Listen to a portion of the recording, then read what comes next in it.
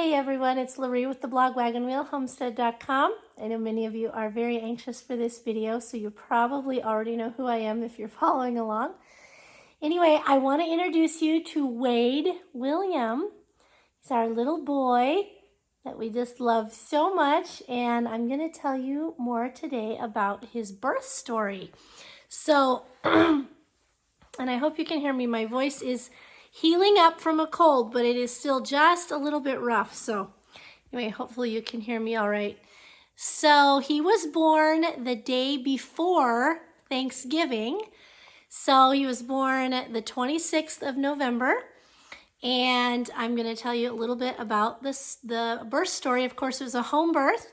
All of my children have been home births, and this was no exception, and I'm very blessed for that. I was blessed to grow up around home birth and be fairly educated about it. So home birth is what is natural for me and feels the safest for me. That's always been my approach. And I think if you're educated about birth and educated about home birth, that you will probably agree. But of course, you know, everybody I think should get to birth wherever they feel the most comfortable. So for some people that's the hospital, and that is totally fine. For some people that's at home, and I'm just blessed to have had that experience. So anyway, so I had him I was 39 weeks, 3 days. So I've had all of my children early. This is baby number 6 for those of you that are new here. And so I have had my children anywhere from 12 days early to 1 day early. So I've never gone overdue. I know a lot of you go overdue. I think that is pretty normal for most women, is to go overdue. And I know that can be challenging, but I've been blessed. I've never had to go overdue. So anyway, 39 weeks, 3 days gestation. And I shared with you in a previous video about some of the supplements that I've taken this pregnancy. So I've taken beef liver in place of a prenatal vitamin because it has everything a prenatal vitamin has in it plus more. And then I've also taken Zincarola, which is zinc and vitamin C, like a high dose of that because it helps the iron to absorb. And I also took Dr. Christopher's birth prep capsules for the last 6 weeks of the pregnancy. I always do that. And I also drink raspberry leaf tea, especially in the 3rd trimester, like a quart a day, really strong. And so those are the things that I do to prepare for birth. I did the same thing this time that I always do. And so when you do that, especially the Dr. Christopher's birth prep and some of the tea, it gives you a lot of contractions ahead of time. Not real contractions. They're called Braxton Hicks. If you're new to birth, and if you're not, you'll know what I'm talking about.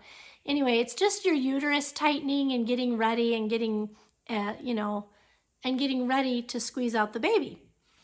And so you get a lot of those. And so when it's time to actually go into labor, I always question, and in fact, most women question, like, is this really labor? Or is this just more contractions, But typically with labor, you will have some timing to the contractions. And that was the case for me this time. So, when you're packing a bucket of feed around, I do a lot of physical labor here on the homestead. So when you do those kinds of things, of course, your belly will tighten up and you get like this little contraction, right? But when you get one of those when you're resting, laying down resting, it's always like, that seems strange. I wonder if that's labor. And that was the case this time. So I woke up about 5 in the morning, and my husband had gotten up for the day, and I just laid there, and then I was like, wait, I just had a contraction, and I'm like laying in bed. That is strange. Anyway, and so I thought, that's interesting. And sure enough, about every 10 minutes, approximately 10 to 12 minutes, all day long, I would have this very mild contraction, extremely mild. Like you hardly knew they were there. But I like those because I do know that they do something, right? And I never want to start labor at square one, right? Everyone says, oh my goodness, you're such superwoman. Actually not. I just know a few tricks to the trade. I don't want to start labor at square one. That's why you would never want to be induced unless there was some really good medical reason, which usually there isn't. But anyway, I would never want to be induced, because you're starting generally at square one, like your body's not ready to go into labor, and you have to do all that work with hard contractions, and you can wear out, right? I mean, I want to start at like square 6 or 8, almost almost done, right?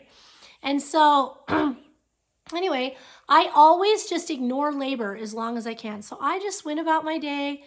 I did school with the kids. By the way, I had been sick and all of my kids were sick. So that's kind of a challenge, right? Like a newborn for me isn't that big of a deal because I've had 6 of them and I'm very comfortable with birth and newborns and babies and they're all so fun. But sick kids is a challenge. So anyway, we made it through school, did all of our normal schoolwork. It was a Wednesday, so day before Thanksgiving, but of course I had made a bunch of Thanksgiving side dishes ahead of time, and I shared that with you here because we decided to have Thanksgiving at my house instead of my in-laws' house in case there was a baby, so I didn't have to get out in case it was cold or whatever. And so I didn't really have any cooking to do, so we went and did school the day before Thanksgiving. And I did know that it could be labor. You know, I had an idea that that could be what was going on.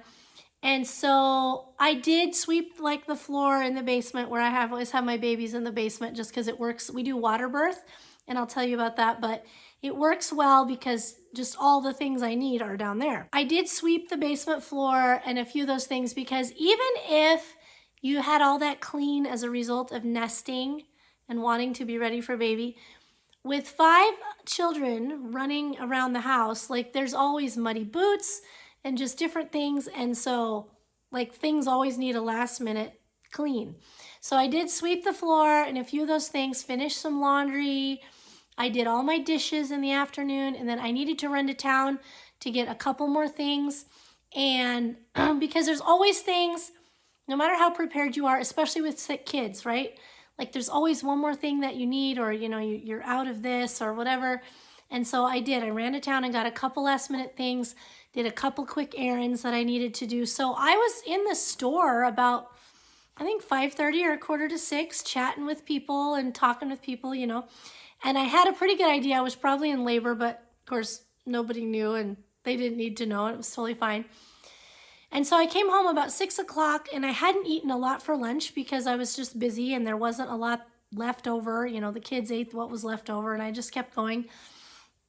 And so I drank some orange juice with coconut water, which is really good for you. It gives you a lot of potassium. So I drank some orange juice with coconut water. And the minute I drank that orange juice, it obviously had enough energy in it. You know, I mean, I didn't feel tired or anything. But typically in labor, like if you ever have a labor that stalls, I know a lot of people will say, oh, about 4 in the morning, my labor stalled out or whatever. It's typically because you didn't eat. And in the hospital, the challenge is they don't usually let you eat, right? I know they put you on IV, but it's not the same thing. And so your body is working when it's in labor. And if it runs out of energy, unbeknownst to you, it will shut the labor down. And because it doesn't want you to completely run out of energy.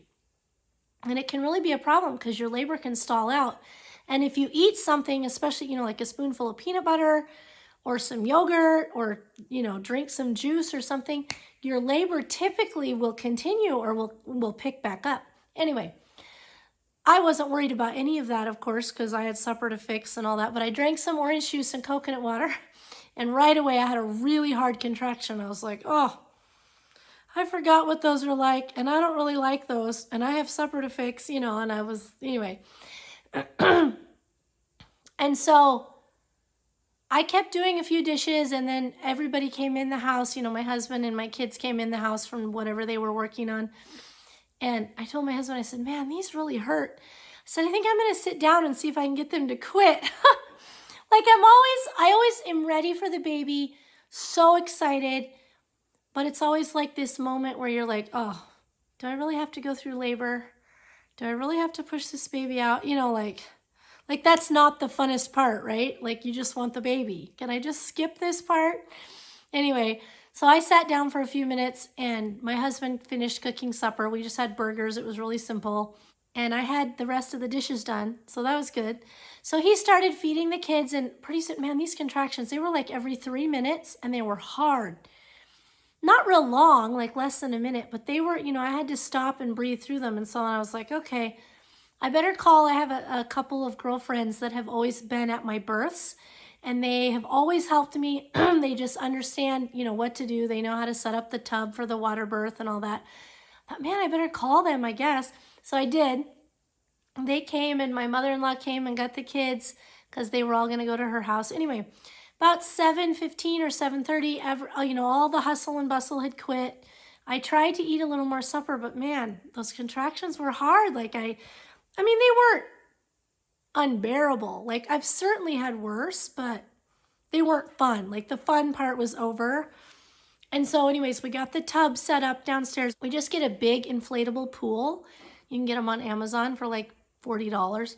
They're not that expensive. Anyway, big inflatable pool.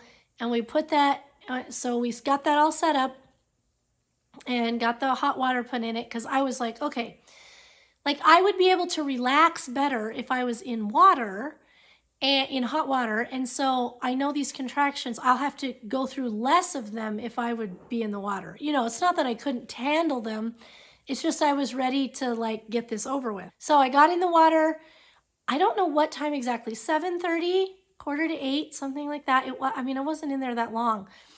Got in the water, and immediately it was so much easier to relax. Like water birth is such a blessing. It's almost like having an epidural, because about I mean, maybe not quite as good, although with an epidural, you know, all of those drugs go to your baby, and you know, you lose connection with your baby, and you lose control of your body. Like you're not working with your body, you're just letting your body do its thing.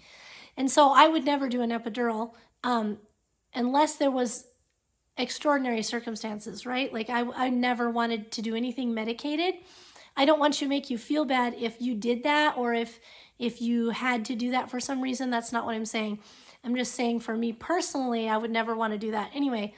But being in water is similar to an epidural in that you can completely relax and submit to that force that's so powerful, right? The more you can submit and relax to that force, the sooner that baby is out. Your body is an amazing thing. Like God made you in an incredible way. So I was able to relax a lot more. I figured I was probably like a 6 or a 7. And then a few minutes later, I checked again. I was probably about an 8. It was just me guessing. I was probably about an 8 centimeters dilated. And I had one contraction that was 2 minutes long. Like it just would never leave. It felt like it would never leave. Because you get used to them being about a minute. And when they go longer, you're like, oh, is this contraction ever going to leave? Like you just breathe through them, you know. Anyway, it was 2 minutes long. The only one I had that was 2 minutes long. And typically I have, you know, a few of those. This time I only had one contraction that was 2 minutes long, and it took me from an 8 to a 10. Like I was ready to push when that contraction was over. So that was fine. Anyway, so I never get back labor. I only get labor in the front. And I know that's most women get back labor. So I know that I have an easier time than a lot of you, but I only get labor in the front, and I never get the urge to push.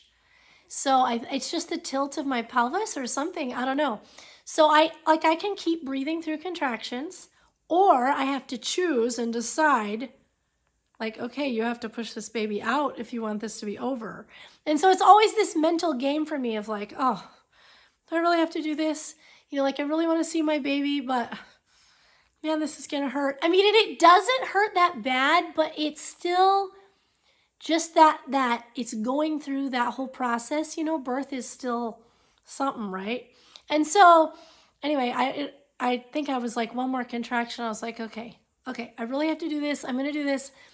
I psyched myself up. Okay, I'm gonna be done with this, you know. And typically people get like this overwhelming urge to push where like you can't not push, and your body literally pushes the baby out. Well, that has never been the case for me. Anyway, I started to push. I could tell, and my water broke immediately, and it was clear, so that's all good, right? You always want it to be clear. That way there's no meconium or anything in the water. So the water broke, so then I knew I had moved the baby. My last baby was 9 pounds, and I pushed on him for a little bit and never felt like I could really move him, like he was a big boy. And so I had that in my mind this time, like, what if I have to push really hard, you know? And I still got him out just fine, even at 9 pounds, but it's just this mental block for me. So anyways, as soon as my water broke and I knew I had moved him, I was like, it's over. Like, I'm doing this and it's over. And so I did. I just pushed him on out. You know, you want to do it slowly, right? For the baby and you. But I did. I did it slowly but surely. Just pushed him right on out. My husband caught the baby, which is always such a blessing. Then we just put him up on my chest. We always wait to cut the cord until it stops pulsing. You want to do that so that your baby has all of the blood volume they're supposed to have and all of the vitamins and minerals and so many benefits for not cutting the cord. So I just hold them, start to nurse them. Within that first 20 minutes, they usually get their first urge to suck, which is an incredible thing. It's so amazing how God designed them that as soon as their lifeblood from the placenta is over, right? As soon as that's ending, he designed them to know how to suck. I mean, we see it with calves, with animals all the time. It's just as incredible with humans. It's always just amazing to me that they know that that's their job and they know how to do that. It's so cool. Anyway, so always nurse, wait to cut the cord. And the other nice thing about water birth is there's like no mess. Because anything, you know, with birth that might happen is in the water, right? Any bleeding or anything, which typically there isn't much, but any of that's all going to be in the water. So there's no mess at all. So then after we cut the cord and I hand the baby off usually to my husband, then I get up. The placenta usually is ready right away, usually within 20 minutes. And if you've nursed, the placenta is already detached and ready to come right away. There's no trouble. So then I deliver the placenta, take a bath, and that's it. Like, we're all cleaned up and done. It's always such a good feeling when birth is over. Anyway, and of course it was a boy, and we would have been very happy with a boy or a girl, but we have 3 girls now and 3 boys. And so a boy is what most people wanted. In fact, my husband had everybody voting. Do you think it's going to have dark hair or light hair? Do you think it's going to have, you know, is it going to be born today or tomorrow? What color of eyes? Is it going to be a boy or a girl? All those things. Anyway, and my second born daughter, Riata, she won the guess. So she won all the things. Dark hair. This is my first dark-haired boy. My other 2 boys were born with light hair. So that's been kind of fun. Anyway, he's a beautiful, of course we think he's a beautiful baby. They always are when they're yours. But anyway, he's so healthy, such a blessing from God. We just feel so blessed. And it's not something that you ever want to take for granted, right? Because even when you do all the things right without the blessing of the Lord, you know, sometimes they aren't born healthy, right? So you want to never take that for granted, and we certainly don't take that for granted. So anyway, he was born at 8:25 p.m., not too long after I got into the tub, 8:25 p.m., and he weighed 8 pounds, 4 ounces. He was 21 inches long, so very normal-sized baby. Let me tell you, it's a lot easier to have an 8-pound, 4-ounce baby than it is to have a 9-pound baby. Although, having said that, if you happen to have big babies, your body is designed to do this. And so you can have bigger babies than you think.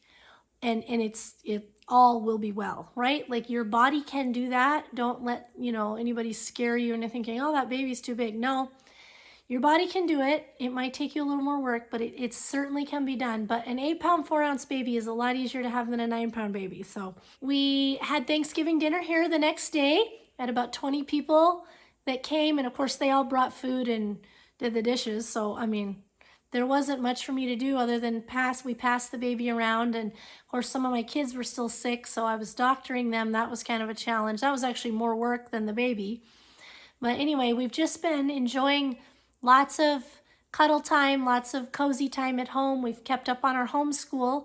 Of course, I just put Wade in the wrap, and I continue homeschooling, you know, supervising the piano and the violin and the mandolin lessons and the answering the math questions. And I can do that while I hold him, which is really fun. And so we've just been enjoying some quiet winter days at home. You know, the sun goes down early. I'm only milking once a day, so I milk in the morning. It's usually his nap time, so he sleeps just fine because it's cold out. So it's too cold to take him. But I can get out and get a little fresh air that way. It always feels good to get out and do something. Walk to the barn and all of that. Anyways, so we've just been doing so well. And he's 2 weeks old at the time of this recording. And so, yeah, we're very blessed, trying to enjoy every minute because, you know, they grow really, really fast, and then all of a sudden it's over. I hope that this was an encouragement to those of you if you are considering home birth. And I hope that maybe it was just entertaining for some of the rest of you. We will be sharing more with you soon on decorating for Christmas and just some fun, cozy things that we've been doing around the homestead, and some sourdough baking, of course, lots of fun things. And you'll be seeing lots of Wade. He's usually in the wrap, napping and hanging out with mom, so you'll be seeing a lot more of him, I'm sure. But anyway, that's the story of how Wade William was born, day before Thanksgiving, the 26th of November.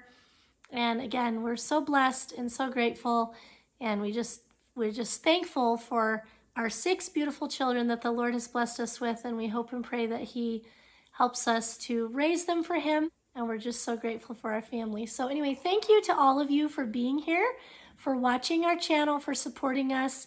I hope that we are an encouragement to you somewhere along the way. So with that, I'm going to sign off for now. I will see you in the next video.